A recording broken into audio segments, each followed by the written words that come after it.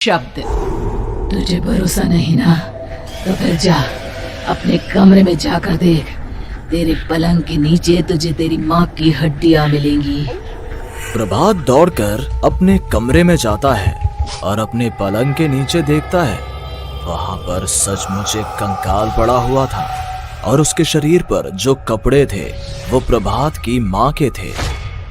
क्या बात है, आज तो आप सुबह से ही बहुत बिजी हैं। ऐसा क्या लिख रहे हैं? बस एक फैमिली की कहानी लिख रहा था। जैसे हमारी फैमिली है ना, तुम, माँ और मैं, लेकिन थोड़े अलग तरीके से, क्योंकि ये कहानी हॉरर है और इसमें जो आदमी है ना, मैंने उसकी बीवी को मार दिया है। मतलब कहानी में ऐसा लिखा है। और जानती हो, उसके बाद जो बीवी है ना, वो एक बुरी आत्मा बन जाती है।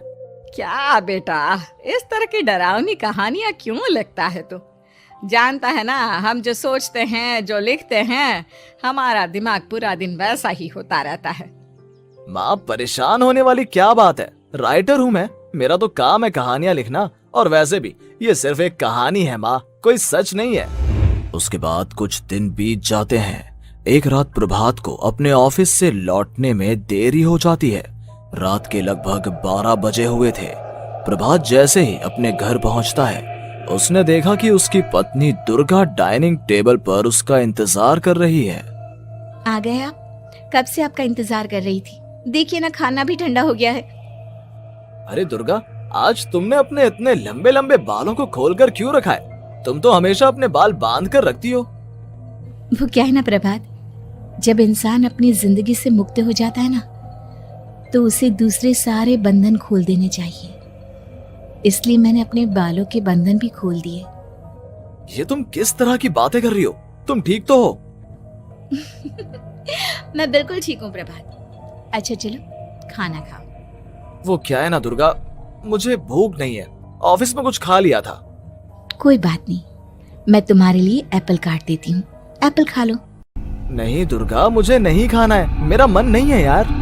तभी अचानक से दुर्गा अपने हाथ में एक बड़ा सा चाकू लेकर प्रभात पर हमला कर देती है। प्रभात अपने आप को बचाने की कोशिश करता है। आज मैं तुझे नहीं छोड़ूंगी, तुझे अपने साथ लेकर जाऊंगी अपनी दुनिया में। ये क्या बोल रही हो तुम?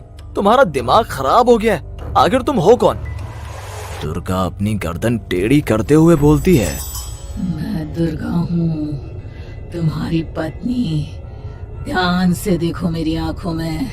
प्रभात बुरी तरह से डर जाता है और घबराहट में वो चाकू अपनी पत्नी के पेट में मार देता है। उसकी पत्नी की वहीं के वहीं मौत हो जाती है और उसकी चीख की आवाज सुनकर उर्मिला दौड़ते हुए बाहर आती है। ये तूने क्या किया प्रभात? तुमने अपनी पत्नी का खून कर दिया। लेकिन तू तो उसे बहुत प्यार करता था बेटा। तूने बहू को क्यों मार डाला? माँ, ये आपकी बहू नहीं थी, इसके अंदर कोई बुरी आत्मा घुसाई थी। मैं नहीं जानता ये सब कैसे हो गया, लेकिन वो मुझ पर हमला कर रही थी, मुझे मारने की कोशिश कर रही थी। माँ, मैंने कुछ नहीं किया। ये तूने क्या कर दिया बेटा? दुर्गा ने मुझे कहा था कि वो तेरी कहानी के उस कैरेक्टर की तरह एक्टिंग करके तुझे डराने की कोशिश करेगी। अरे वो तो तेरे साथ मजाक कर रही थी। हे भगवान, ये क्या हो गया? इसका मतलब दुर्गा। लेकिन माँ, मैंने जो कहानी लिखी थी उसमें भी ऐसा ही हुआ था। उस औरत ने अपने पति के साथ मजाक किया और गलती से उसके पति ने उसके पेट में चाकू मार दिया। मेरी कहानी सच कैसे हो सकती है? माँ, मुझे बहुत डर लग रहा है। अब ये सोच, दुर्गा की लाश का क्या करें हम? अगर गलती से भी ये बात बाहर फैल गई ना, तो तुझे पूरी जिंदगी जेल की सलाखों के पीछे रहना पड़ेगा। एक काम करते हैं माँ, हम घर के पीछे वाले बगीचे में उसकी लाश को दबा देते हैं। अगर कोई पूछेगा तो कह देंगे कि उर्मिला अपने मायके गई और फिर एक दिन हम भी अचानक यहाँ से कहीं दूर चले जाएंगे। कोई नहीं आएगा हमें पूछने, कोई नहीं आएगा माँ, बाद में जो होगा हम देख लेंगे। प्रभात अपनी माँ उर्मिला की मदद से दुर्गा की लाश को अपने घर के बगीचे में गाड़ देता है। कुछ दिन तो ऐसे ही बीत जाते हैं, लेकिन एक दिन अचानक रसोई से आ रही कुछ आवाजें सुनकर प्रभात की नींद खुलती है। प्रभात ने देखा कि वहां पर एक लंबे बालों वाली औरत दूसरी तरफ चेहरा करके खड़ी हुई थी। कौन है? कौन है वहां पर? अरे कौन हो तुम? मैं दुर्गा हूँ प्रभात। क्या हुआ, मुझसे इस तरह के सवाल क्यों कर रहे हो तुम? तुम दुर्गा नहीं हो सकती। दुर्गा तो प्रभात, मैं तुम्हारी पत्नी हूँ, तुम मुझे कैसे भूल सकते हो? 4 दिन के लिए मायके क्या चली गई, तुम तो मुझे भूल ही गए। अब अगली बार ना मैं कहीं नहीं जाऊंगी। पता चला तुमने तो मुझे पहचानने से ही इनकार कर दिया। नहीं, तुम दुर्गा नहीं हो सकती। तुम दुर्गा हो ही नहीं सकती। मैं जानता हूँ ये सब क्या हो रहा है। मैंने अपनी कहानी में लिखा था कि उस आदमी की पत्नी की मौत के बाद एक बुरी आत्मा उसका रूप लेकर उसके घर में आ जाती है।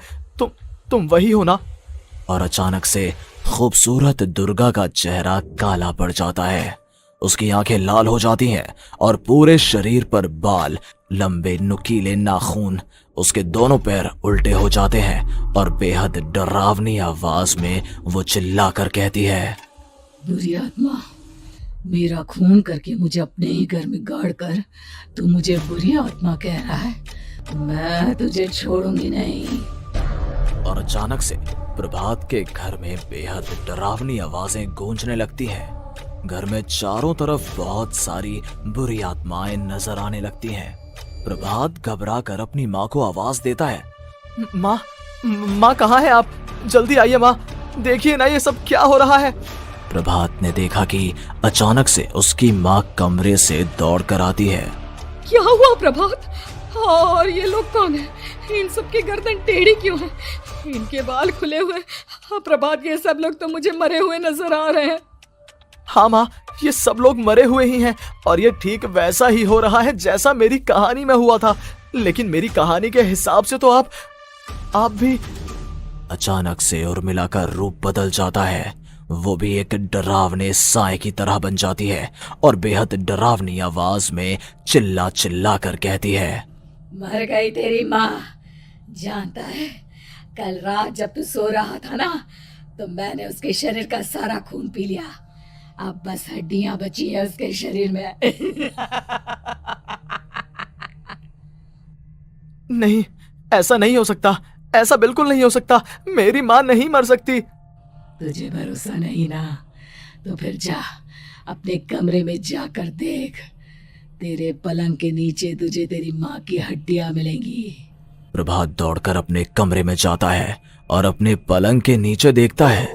वहां पर सचमुच एक कंकाल पड़ा हुआ था और उसके शरीर पर जो कपड़े थे वो प्रभात की माँ के थे। माँ, अब मुझे कुछ करना पड़ेगा। लेकिन मेरी कहानी में लिखा था कि माँ की मौत मेरे हाथों से होगी, पर माँ तो पहले ही मर चुकी है और वो बुरी आत्मा मुझे भी मार देगी। नहीं, इससे पहले कि वो मुझे कुछ करे, मुझे उसका काम खत्म करना होगा। प्रभात अपने हाथ में बड़ा सा चाकू लेकर उस बुरी आत्मा पर हमला कर देता है जिसने प्रभात की माँ का रूप लिया हुआ था, और अगले ही पल वो नीचे गिर जाती है और उसके शरीर से खून बहने लगता है। ऐसा नहीं हो सकता। एक बुरी आत्मा के शरीर में तो खून होता ही नहीं है। तो क्या सच में मैंने अपनी माँ को मार दिया? लेकिन अभी कुछ देर पहले तो फिर वो कंकाल किसका है? और ये कौन है? मैं पागल हो जाऊंगा। और अपनी माँ की लाश, इसका मैं क्या करूं? लोग पूछेंगे तो मैं क्या जवाब दूंगा? तभी वहां पर दुर्गा का रूप लेकर जो आत्मा थी उसने प्रभात से कहा, गाड़ दे अपनी माँ को ले जाकर उसी जगह जहाँ तूने मेरा खून करके मुझे गाड़ दिया था। जा, चला जा। घबराया हुआ प्रभात पागलों की तरह अपनी माँ की लाश को लेकर बगीचे में गाड़ देता है। प्रभात की हालत पागलों जैसी हो जाती है। वो अपने आप को अपने घर में बंद कर लेता है। कहानी के हिसाब से तो आगे ये हुआ था कि कहानी लिखने वाले ने उन बुरी आत्माओं से डरकर आत्महत्या कर ली थी। तो क्या मैं भी मर जाऊंगा? क्या मैं भी आत्महत्या कर लूंगा? एक काम करता हूँ, मैं अपनी कहानी का अंत बदल देता हूँ। हाँ, ये मैंने पहले क्यों नहीं सोचा। मैं लिख दूंगा कि कहानी को लिखने वाला आत्महत्या नहीं करता, बल्कि कहीं दूर जाकर नए सिरे से अपनी जिंदगी शुरू करता है। यही सोचकर प्रभात ने अपनी लिखी हुई कहानी को बाहर निकाला और उसे पढ़ना शुरू किया। ये देखकर वो हैरान रह गया कि कहानी का क्लाइमैक्स तो किसी ने पहले ही बदल दिया था। ये क्या? इसमें तो लिखा हुआ है कि आखिर में उस लेखक की पत्नी और माँ दोनों बगीचे में जिंदा दफन थे। बुरी आत्माओं ने उनको कैद करके रखा था और वो लेखक अपनी माँ और पत्नी दोनों को जिंदा बाहर निकाल लेता है। लेकिन ये सब लिख किसने दिया? प्रभात दौड़कर बगीचे में जाता है और वहां पर खुदाई करना शुरू कर देता है। प्रभात देखता है कि वहां पर लकड़ी के 2 बड़े संदूक हैं और उनके अंदर से आवाजें आ रही हैं। प्रभात, प्रभात बचा लो मुझे, अगर थोड़ी देर और हो गई तो वो मुझे छोड़ेगी नहीं।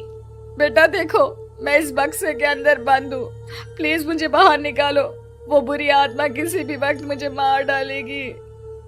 प्रभात वो दोनों बक्से बाहर निकालता है और अपनी पत्नी और माँ दोनों को आजाद करवा लेता है।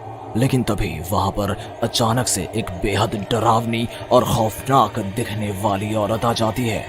तुझे क्या लगा था इतनी आसानी से अपनी पत्नी और माँ को बचा लेगा? बस 5 मिनट और उसके बाद अमावस का चांद आसमान में आने ही वाला है। लेकिन तूने इन दोनों को बाहर निकाल लिया, अब तुझे मरना होगा। नहीं, मैं जानता हूँ मैं नहीं मरूंगा, और अब आगे क्या करना है ये भी मुझे पता है।